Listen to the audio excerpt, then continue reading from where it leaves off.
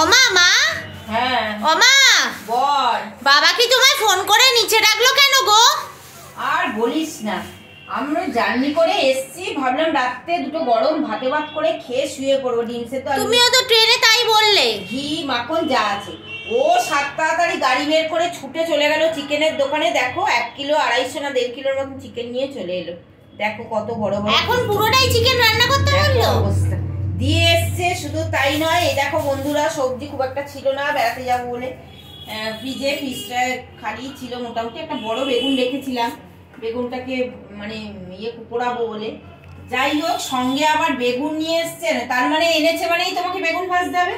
এখন এই মরতে মরতে এই ঠান্ডা শীতে কিন্তু তুমি বেগুন ভাজাটা দারুণ লাগে বলো। এটা তো লাগবে, আমার শরীর দারুণ বেরিয়ে যাচ্ছে। এই এখন চিকেনটা করতে হবে, তারপর বেগুন ভাজা করব।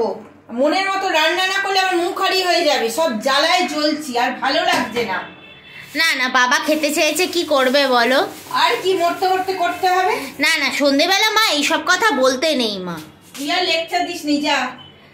আমি তাহলে একটু পড়তে বসে যাচ্ছি। হ্যাঁ, পড়ার নাম করে যে কি করিস কি জানি। না না, পড়তে হবে না, পরীক্ষায় পাশ করতে হবে তো। যখনই কাজের কথা বলি তখনই খালি পড়া দেখায়, আর যেই যাবো গিয়ে দেখবো মোবাইল ঘাটছে। না না, মোবাইল আমি ঘাটি না, আমি ভালো মেয়ে। ভালো মেয়ে দেখাচ্ছি, দাঁড়া। চলো আমি আসছি। যার কাজ কি তোর, এবার আমি করি সব। আচ্ছা, ঠ্যাংটা কার জন্য এনেছে গো? একটা আমি আর একটা তোর বাবা খাবে, তুই তো ঠ্যাং খাস না। না, আমি আবার পেছনের চর্বিগুলো নিয়ে এসছে। দেখ, আমার আবার বডিটা ভাল লাগে। চল বাবা, চিকেনটা তাড়াতাড়ি করে দিই।